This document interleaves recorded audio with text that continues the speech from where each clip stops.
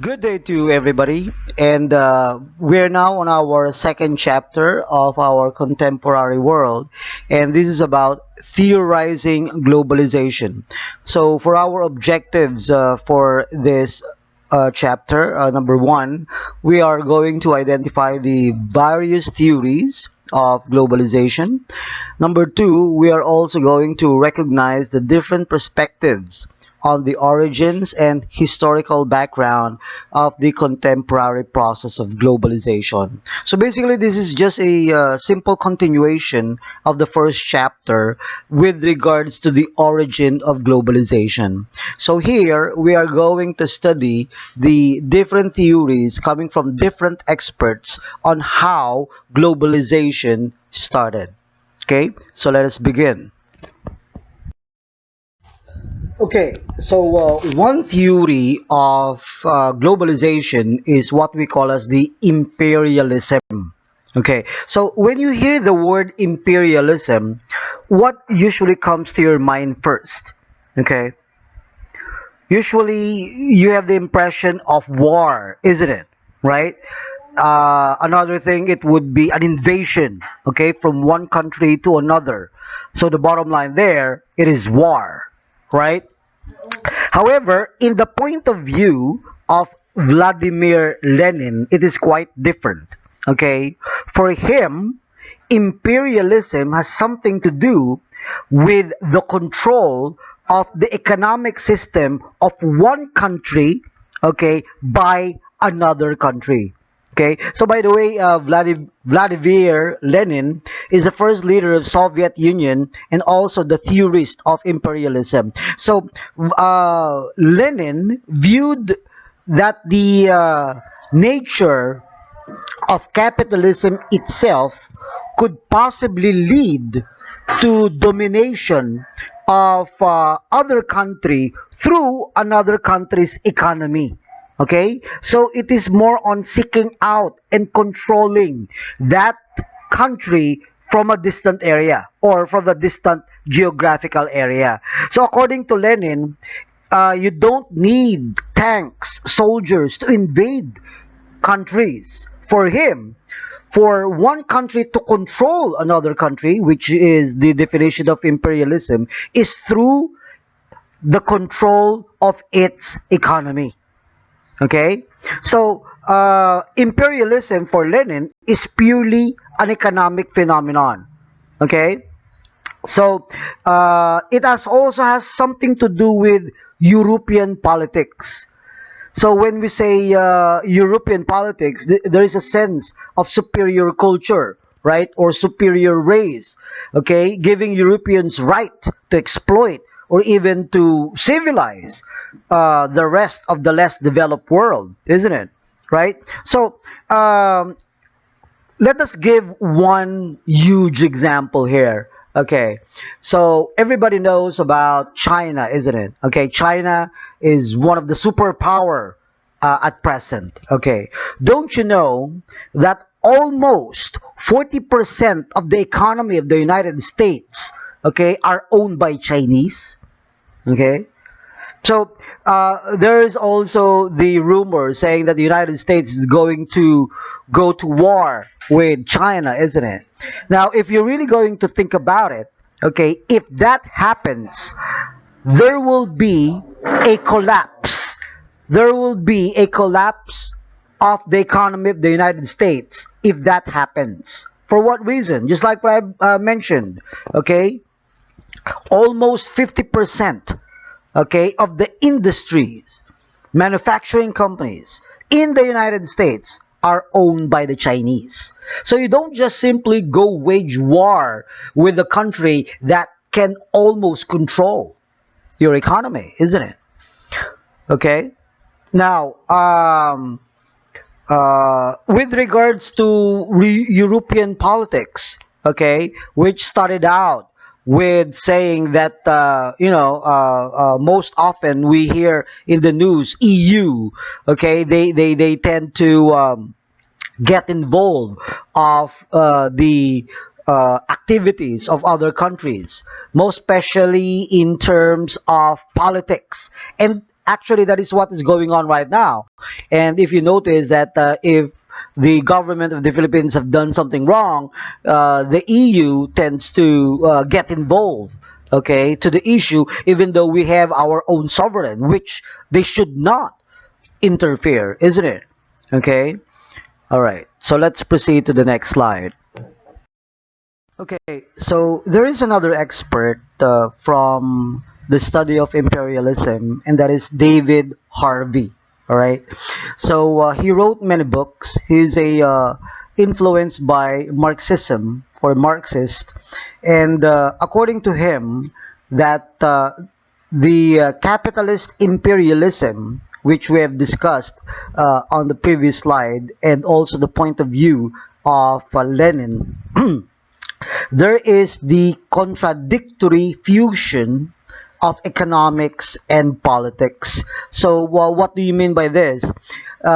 Remember what we mentioned before, that if a particular country can eventually control the economy of one's country, okay, there is a possibility, big possibility, that they can also control the political arena of that country. So therefore, okay, through the word, or through the definition of imperialism, okay, eventually that country who controls the economy of that other country also control the political government. Okay, so however, according to David Harvey, the new imperialism, okay, in today's age, he is referring to the United States of America. So how the United States tends to influence almost just about everybody in terms of fashion, music, food, or even beliefs in religion, for that matter.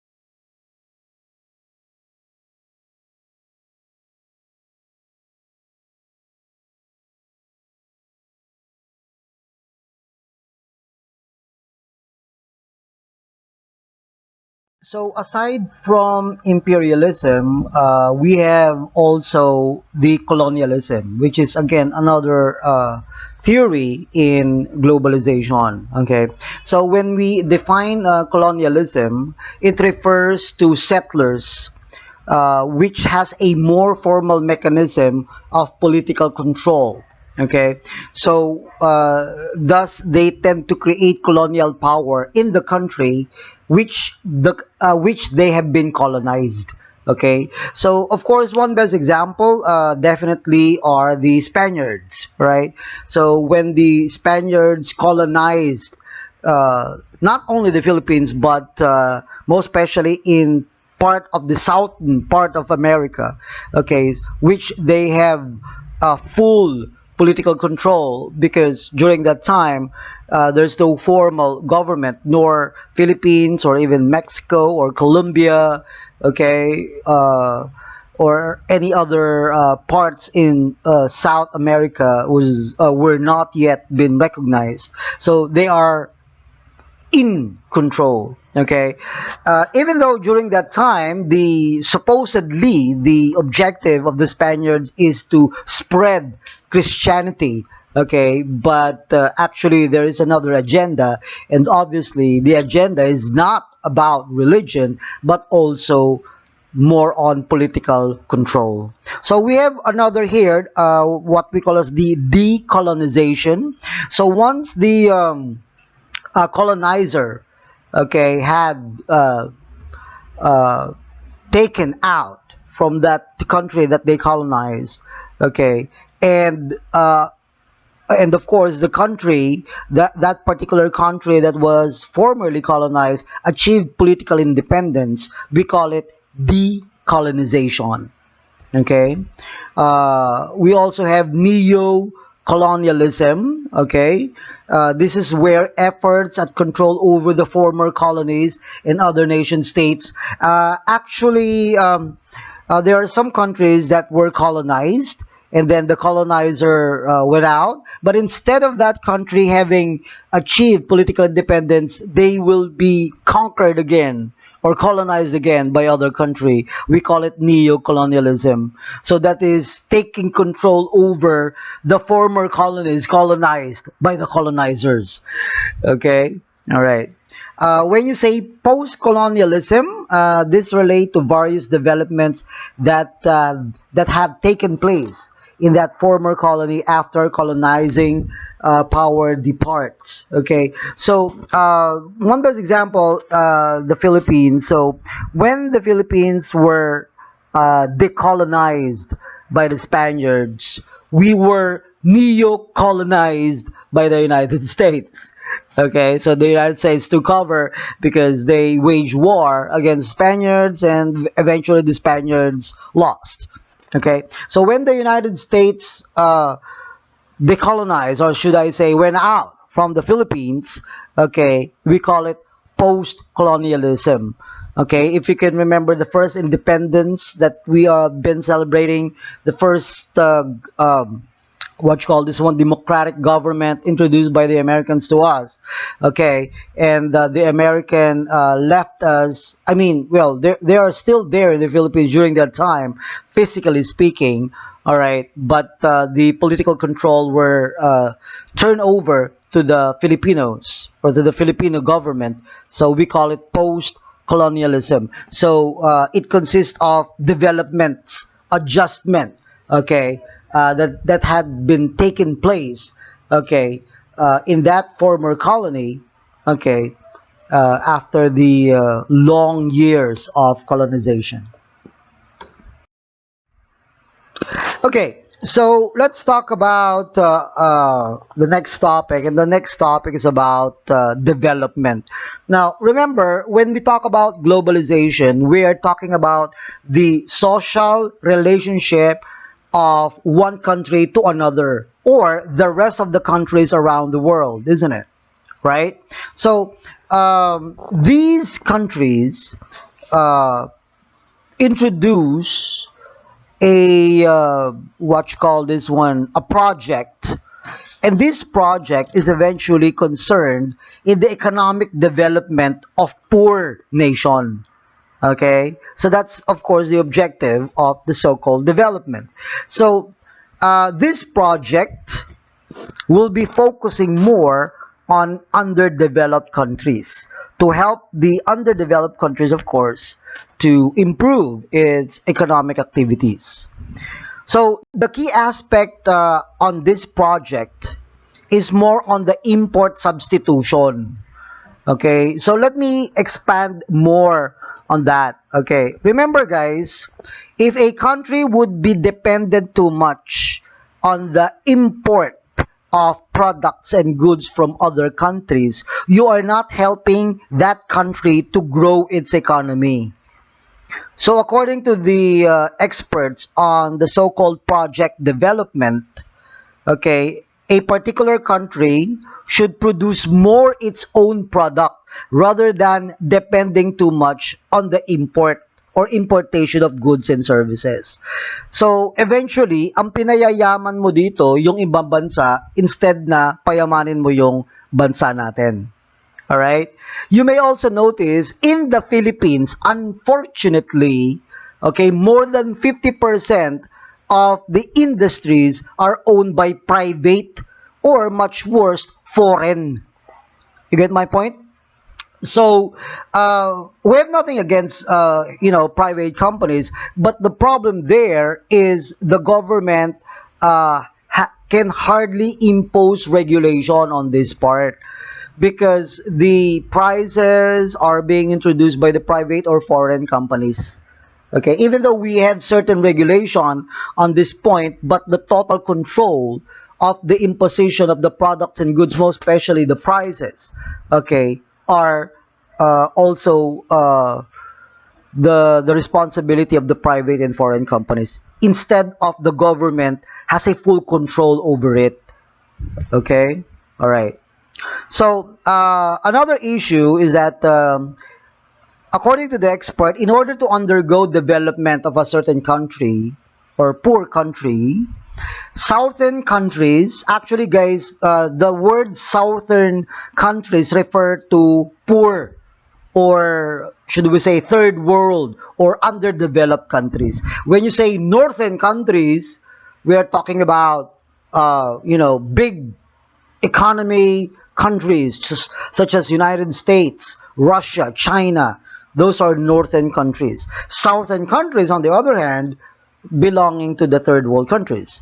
So according to some of the experts, southern countries should develop their own industries, right? Instead of focusing on producing for export and relying on imports from other countries. Okay, sige. Let me explain it in Tagalog. Ito ang nangyayari sa Pilipinas to, no? So let's, for example, bigas. Supposedly, the Philippines, one of our biggest producer of product is rice. So rice talaga yung talagang pinuproduce natin because we are an agricultural country. Alright. To tell you the truth, sa laki ng lupain natin, sa dami na pwedeng pagtamnan, we could sustain rice to the Filipino people quadruple pa, many times over, if we want to. Now, the problem there is that the rice producers are not government-owned. Some of them are government-owned, but most of it are private-owned. So, kung ako ay private company at nag-produce ako ng bigas, for example, instead of selling it to the Filipinos, ibebenta ko na lang yung pinroduce kong bigas dito sa Pilipinas sa ibang bansa. Bakit kamo? Kasi mas mahal ko maibebenta doon. So, kikita ko ng mas malaki. Did you get my point? So, the problem there is that if we focus more on the export, kasi kumikita tayo ng malaki, mawawala naman ang, what you call this one, bigas sa mga Pilipino. Did you get my point? Mawawalan. So, ito ngayon ang mangyayari. Di ba? Nag-export tayo ng madaming bigas. Sa sobrang export natin ng madaming bigas, nagkulang naman tayo. Pag nagkulang naman tayo, mag-i-import naman tayo. You know the problem of importation? Sabi nga natin, aside from pinayayaman natin yung ibang bansa, the problem with importation, lahat ng binili nating bigas sa ibang bansa, mas mura, supposedly, doon sa binibenta locally. Which is supposedly, baliktad dapat eh. Dapat yung nagproduce ng bigas dito locally, mas mura kaysa sa import rice.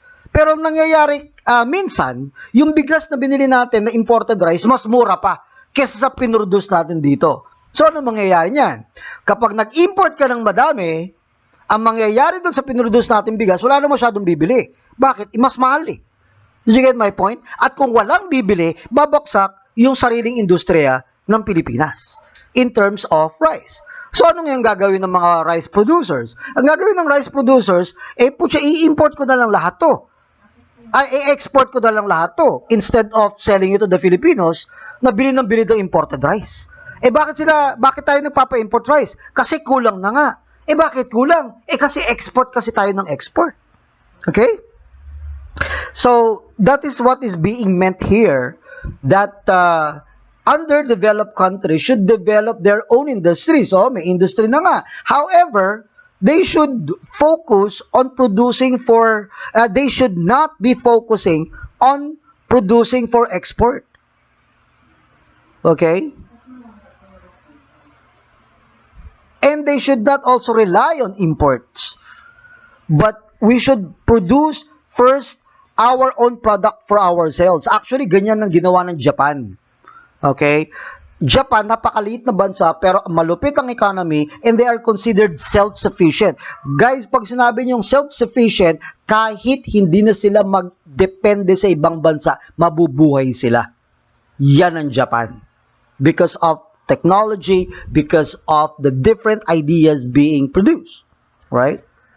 So, according to Paul Collier in his book 2007, he mentioned that it is wrong to focus on developed nations which have the chance of succeeding while ignoring the poorest nation. So, Paul Collier noticed that the project of development is not really focusing on the underdeveloped countries, but rather they are focusing on the developed countries. So, it defeats the purpose of the project itself. So, in continuation with the development, we have the following. So, we have the dependency theory, which according to Cardoso and Paleto, the dependency theory led to unsuccessful development among the South, declining their independence and increasing dependence from the North. Okay, just like what I mentioned, South refers to poor, North refers to rich. Okay, so the more we depend on rich countries, the more we decline our self-sufficiency of being economic independent. Okay? So therefore, it led to unsuccessful development. Bakit? Ganito kasi yan. Sabi nga ng mga rich countries, tutulungan namin kayo. O sige, so si rich countries, benta ng benta dun sa poor countries. Si poor countries, kahit kukunti na lang yung pera niya, bili naman ang bili.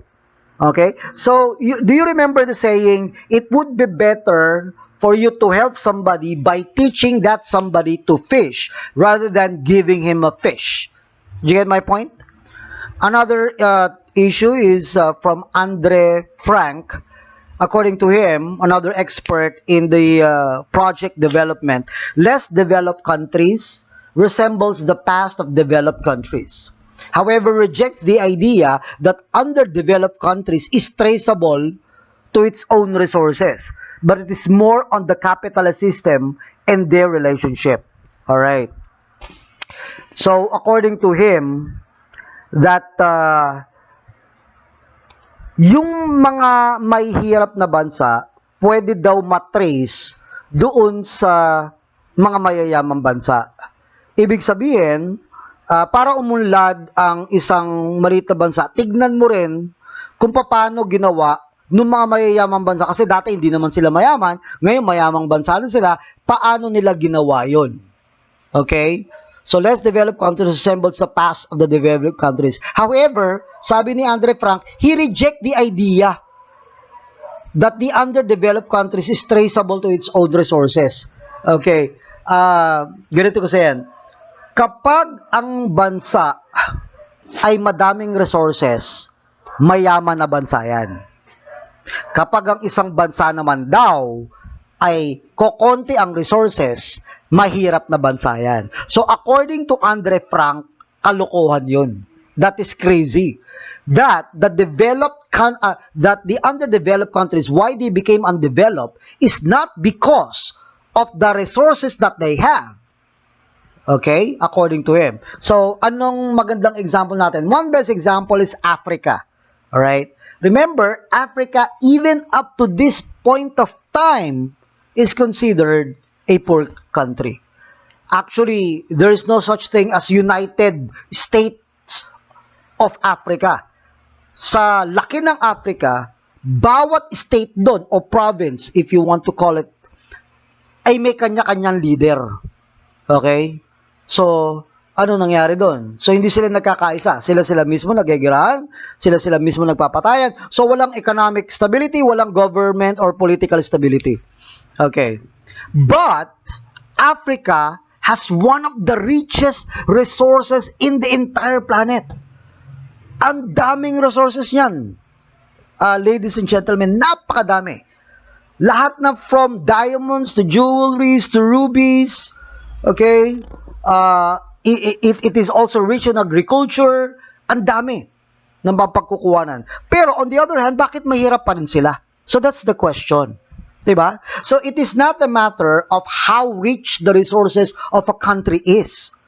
Okay? But it is more on how you can handle and manage these resources. That is according to Andre Frank. He also further rejects that the notion that the solution of undeveloped countries lies on the diffusion of capital, institution, values from the developed countries. So ito na naman, nire-reject niya yung idea na para daw maging maunlad ang isang mahirap na bansa, dapat magkaroon ng diffusion ng capital or capitalism, values, or organization from the developed countries. So dapat daw magkaroon ng influence more yung developed country dun sa poor country. Ang problema, nagkakaroon ng tinatawag nating either manipulation or nagkakaroon na ng taking advantage of that country. Instead na tulungan ng mga mayayaman bansa yung mahirap na country, nilalamangan nila. That's the problem. Okay, they are taking advantage of it. So they appear so helpful, they appear so great na sila tumutulong, but in reality, meron silang another agenda. Okay? Are you getting my point? So instead matulungan yung mahirap na bansa na umunlad, lalo lang naghihirap kasi they are taking advantage over it. So remember, according to, again, Andre Frank, poor countries or underdeveloped countries will only be developed if they are independent from local and foreign capitalists. Remember, ang objective ng capitalist ay magkaroon ng profit.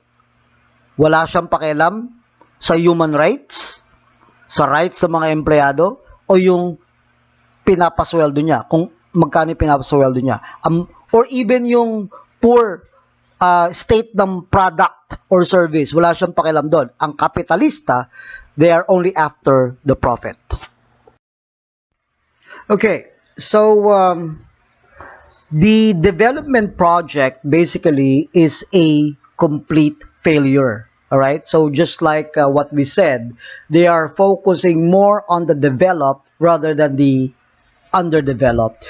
So the dependency theory under the development project is replaced by what we call as the world system theory. Okay? So remember that the dependency theory refers to the dependency of poor nation to the rich nation, right? So this was replaced by the new idea called the world system theory. So the world system theory envisioned a world divided between a core and the periphery with the nation states. Actually, hindi ako naglagay ng illustration dito, pero if you're going to draw a circle and then mag-draw ka ulit ng pangalawang circle around the other circle that you have drawn, the center circle or the inner circle is called the core, and the outer circle is the called periphery. So according to world system theory, dapat ang laro in terms of the economy of different countries around the world, walang mahirap, walang mayaman. What do we mean by that? So yung core, yung nasa inner circle, yun yung mga mayayamang bansa. Okay, yun yung mga mayayamang bansa. Yung mga mayayamang bansa, kailangan din nila ng tulong ng mahihirap na bansa. And one best example are laborers. Correct? So yung outer circle na dinrawing mo, we call it periphery. Okay, periphery. Alright? Which, you cannot say na, oh, mayaman akong bansa, so angat ako, walang ganun dapat sa world system theory. So lahat pantay-pantay. And the periphery, outside circle, poor nation, delivers quality laborers. Diba? So one best example, yung, of course, mga nurses ng Pilipinas, right? So there are, I think, millions of nurses posted already around the world, and definitely we're talking about Filipino nurses themselves. So, yung mga mayayamang bansa, kailangan nila ng tulong sa periphery. And one of them is the country of the Philippines. Nagpapadala tayo ng mga nurses. So, yun yung kino-core ng world system theory, that you shouldn't eye too much on the economic type of a government na mahirap to, third world country to, ganon. So, walang ganon. So, everybody tends to help each other out. Okay? So, again, the development project, which I've mentioned, is a failure. And the world, why it became a failure project? Because the world still remain with a very small changes. So, there's the characterization of inequalities, most especially in the economic point of view. Okay, so let's go now to the next topic, and the next topic is about Americanization. So since we are talking about the theory of globalization, okay, another theory of globalization is the Americanization. So when we talk about Americanization, according to Henry Kissinger, okay, for him, globalization is another name of Americanization, upon which the America has a dominant role. Okay? And that dominant role, of course, tends to influence a lot of people around the world. So, Americanization refers to the import of products, images, services, technologies, practices, or even behavior by non-Americans that are closely associated with the America or Americans. And of course, I'm not going to go far, and that would be the best example is the Philippines. Now, of course, Philippines is not the only country is being Americanized. There are a lot already all over the world, isn't it? All right. So, some anti-Americanization state that this American menace, okay, tends to penetrate businesses, industries, and it becomes an economic threat, most especially to Europe economy, according to Professor Servan. Okay? So, Americanization also declined, replaced by other ideas. Actually, before, ang lakas ng influence ng America, right? But nowadays, medyo, you know, the tendency tends to change, and we're not only talking about Americanization anymore, right? Meron na tayong tinatawag ng Japanization. Diba? Lalo na yun if you are watching anime cartoons. Pag nanonood ka ng anime cartoons, of course, produced by the Japanese themselves, that is Japanization already. Diba? Sa movie industry. Okay? That is also the same with the Asian tigers, like Singapore. And definitely the Republic of China. The influence of China in terms of its product. Diba? Not only that, we could also add Korea.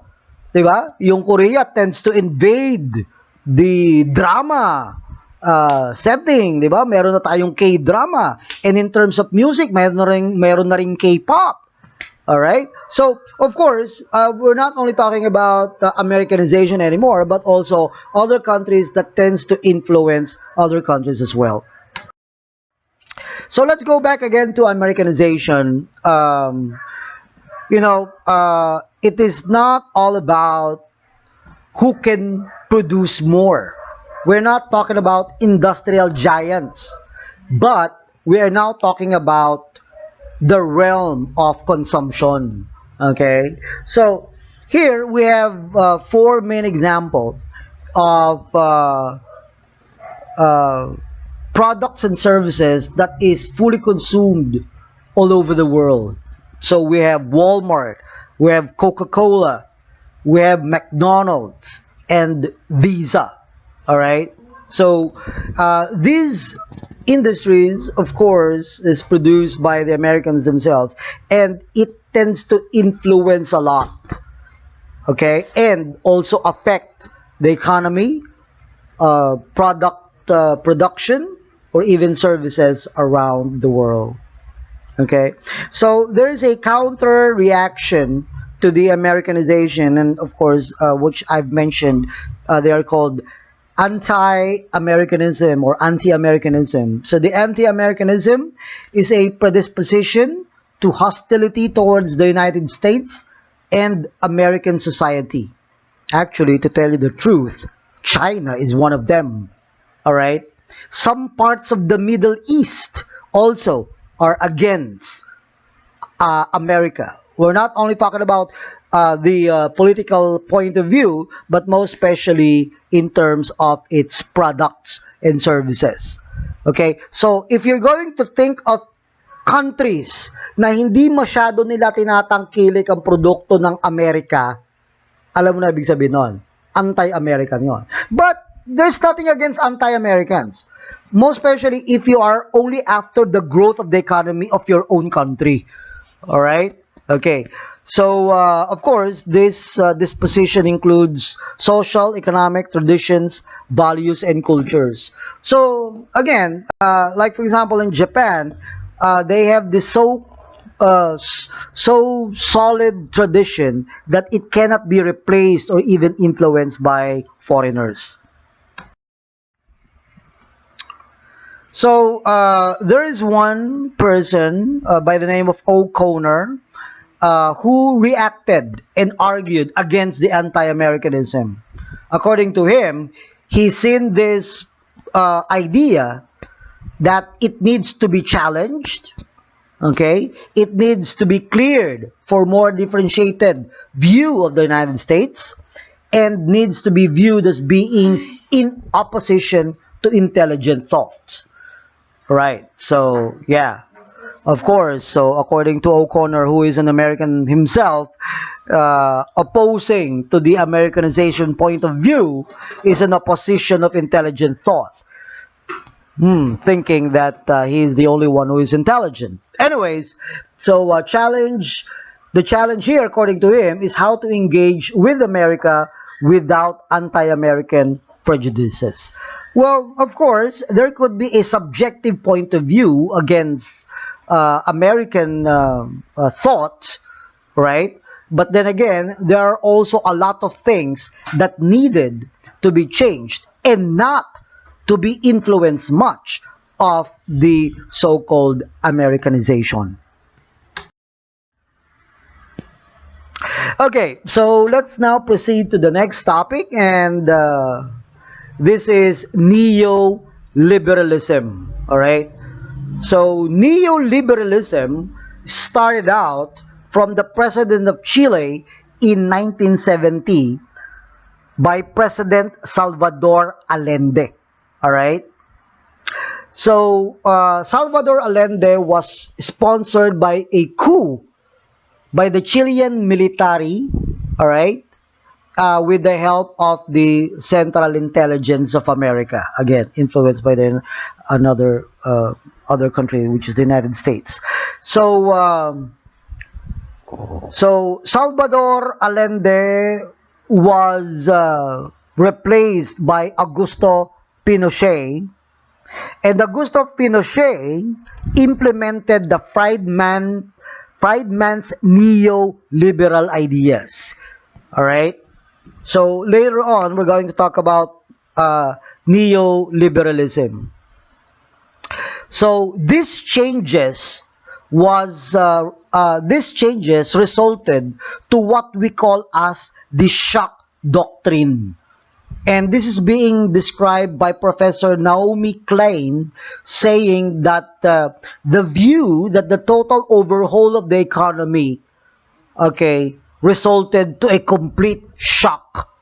Alright? Biro mo, nagkaroon ng bagong presidente, inimplement ang neoliberalism, of course, lahat ng mga tao, mga consumers, most especially the producers themselves, resulted in a shock. We call it shock doctrine. Talagang masyashock ka talaga because of the changes.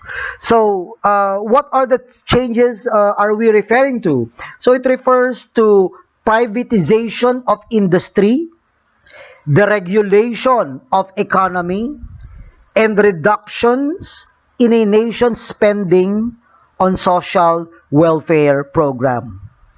That is neoliberalism.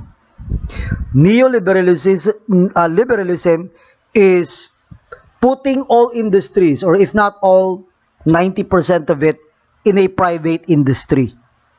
Okay? And all regulation in terms of economic restriction is always in favor of the private companies. So what is the disadvantage of neoliberalism? Okay, so ganito guys, no? Let us compare again the Philippines and Canada. Okay. The Philippines, obviously, nakikita nyo na ngayon, almost all ng services and products are being produced by, private companies, isn't it? Right? Okay. So, bakit ganon? So, pag tinignan nyo ang Pilipinas, umakyat kayo sa 20th floor building o sa torre, makikita nyo, wow, ang ganda na ng Pilipinas. Ang daming mga buildings, ang daming mga skyscrapers. Diba? Ang gaganda ng daming industriya, ang dami ng mga malls. Wow, ang gaganda na. Maunlad na ang Pilipinas, sabi ng mga Filipino. You're wrong. Bakit ka mo? Because halos lahat na nakikita mong improvement, from roads, to bridges, to skyway, to buildings, to apartments, to malls, are not owned by the government.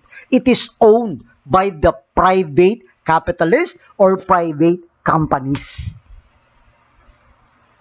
May problema ba doon? Mayroon din. Bakit? Ang problema nun, hindi na masyado mare-regulate o makokontrol ng government kasi nasa private industry na. One best example na lang ay Skyway. Diba?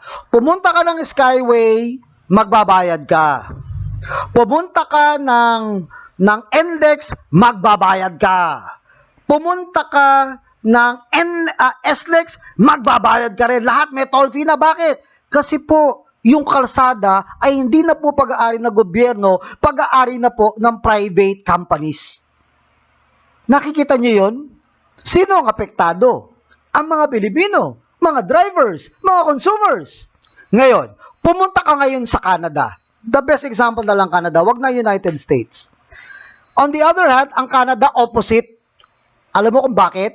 Kasi 80 to 90% ng lahat ng produkto nila, ng lahat ng roads and bridges nila, lahat ng businesses nila ay pag-aari ng Canadians. Getting my point? Ha? So doon, pag gumamit ka ng highway, libre. Pag gumamit ka ng skyway, libre. Are you getting my point? Kukunti na lang yung may bayad. Of course, kailangan ng maintenance.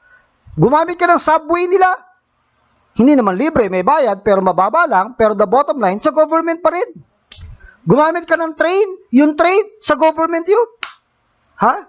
So almost all nakikita mo doon, mga businesses, sa government. hindi sa private. O kung sa private man, sa Canadian. It doesn't belong to any foreigners. So, ano ibig ko sabihin na ganun? So, in other words, if you're going to let a lot of foreigners to come in and invest in the Philippines, maganda nga because they are going to be given jobs, mag-increase ang mga taong employed, right? Pero the problem is, hindi naman yayaman ng bansa sa kanila. Ang yayaman yung ibang bansa na nagtayo ng kumpanya dito. Are you getting my point, guys? That's the disadvantage of neoliberalism. So, anong problema sa Pilipinas? Basta mayaman, papasukin mo na. O, ito, mayaman, papasukin mo na rin. Without even thinking about the effect of the small companies owned by the Filipinos themselves. Alam nila, babagsak to. Pinapasok mo yung foreign eh. Anong laban ng maliit na small entrepreneur na pag-aari ng Pilipino? Alright? So, there is a lot of disadvantage of neoliberalism.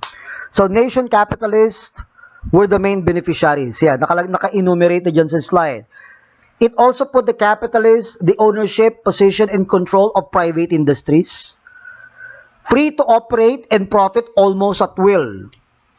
Of course, the victim would be the poor. The poor gets poorer, the rich gets richer. So they never also took into consideration the importance of the class. Okay? Elites, mga mayaman, were able to distort the policies they prescribe for their own benefit. Actually, even in terms of law, nababaluktotan nila kasi mayaman sila.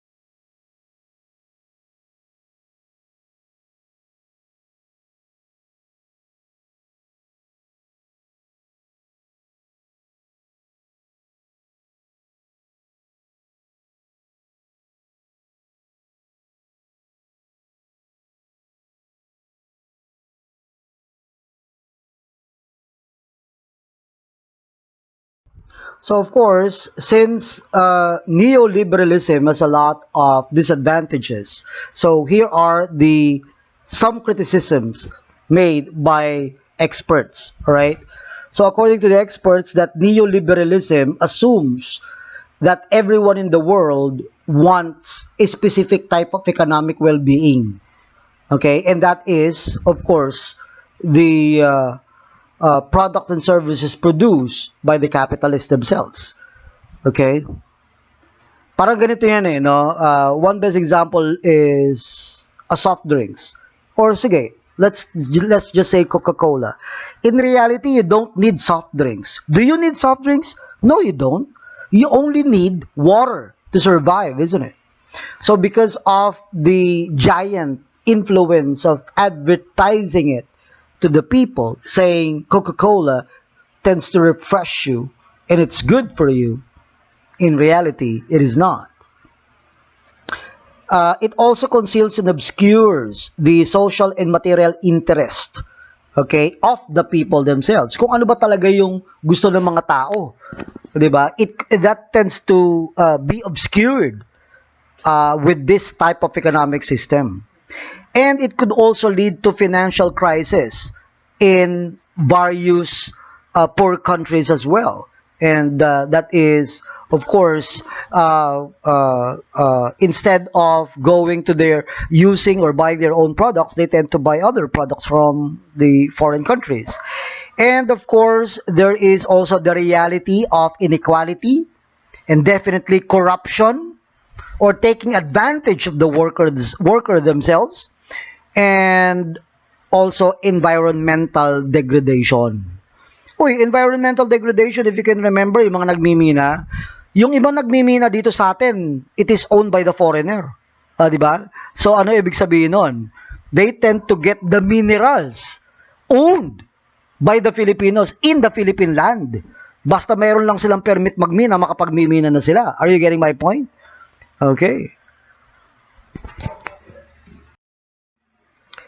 So there is another type of theory in terms of globalization that also influence other countries as well, and that is the Marxian theory or the Marxism. Basically, Karl Marx is the founder of communism.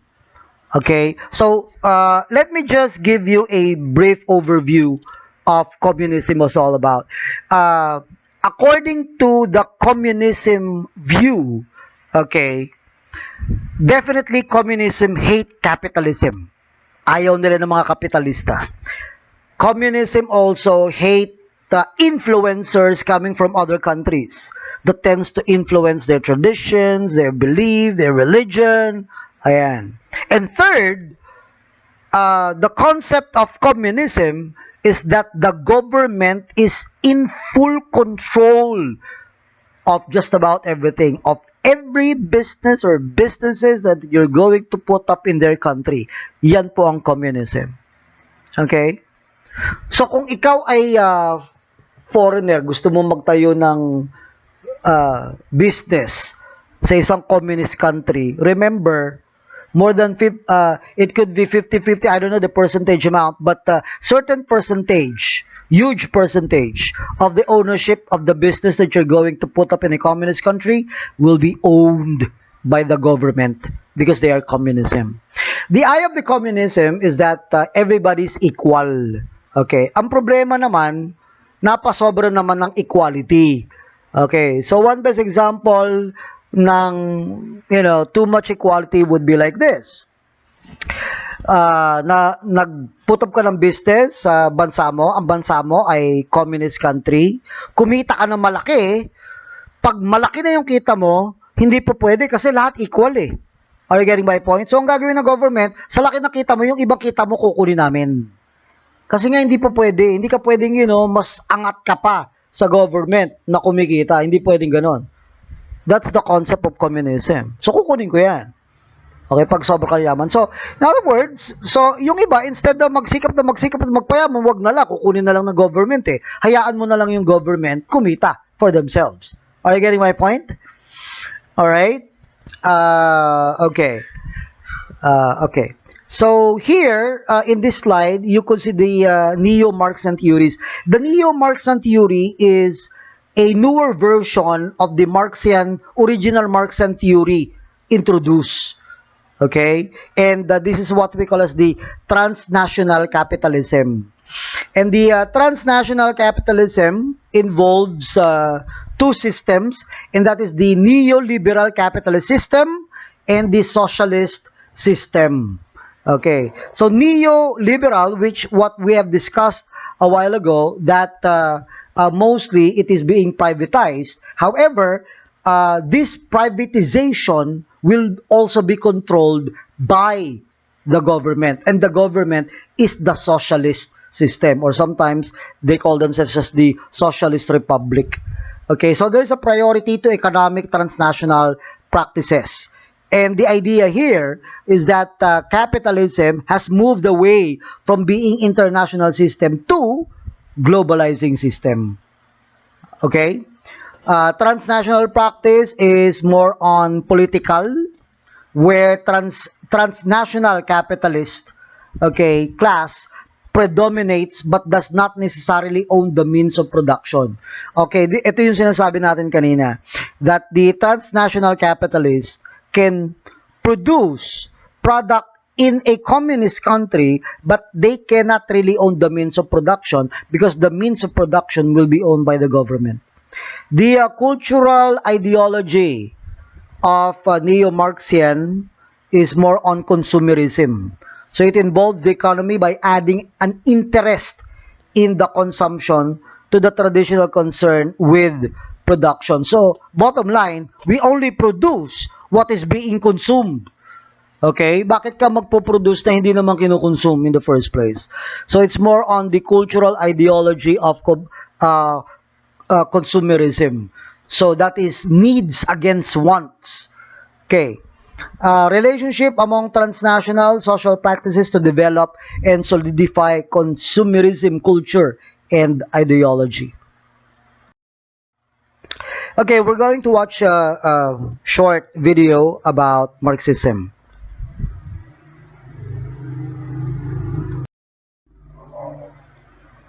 Okay, so here are now the theories that see globalization as a process. So we have number 1, homogeneity, and number 2, heterogeneity.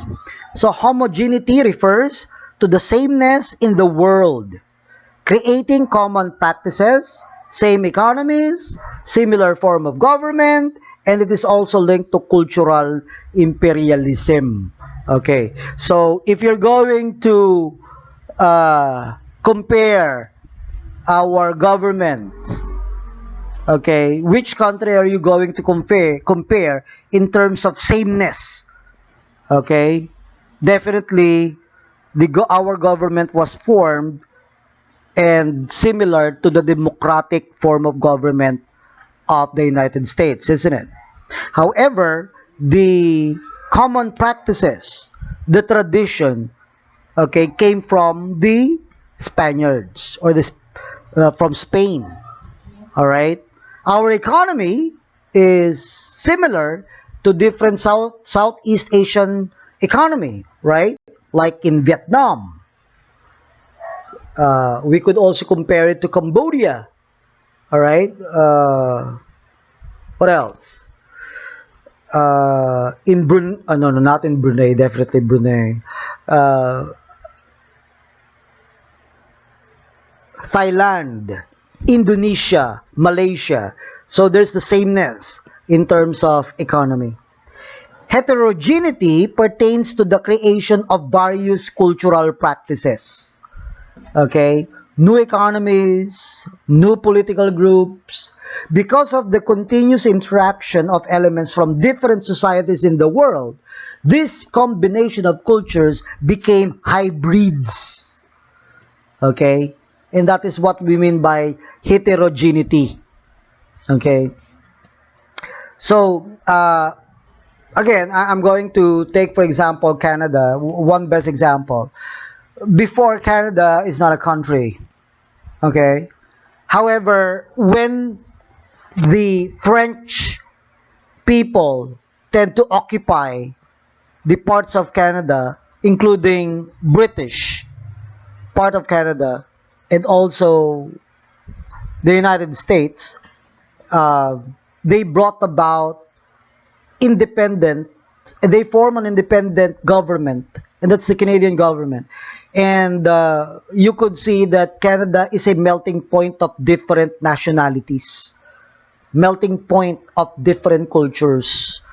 All right. So Canada is composed of white people. It composed of black people. It composed of the Chinese. It composed of the Indians. It composed of the Filipinos and other different nationalities there embedded in that one country. And thus, they form a new economic system. They form new political group, and they form what you call this one, or the interaction of these different people tends to form a hybrid of culture, all right, because of the different combination of different cultures from different nationalities. Okay, so we have already taken the phases of globalization. So guys, this ends chapter 2. Okay, and of course after this you will be answering your exercises, and then after answering your exercises we will be having your second quiz.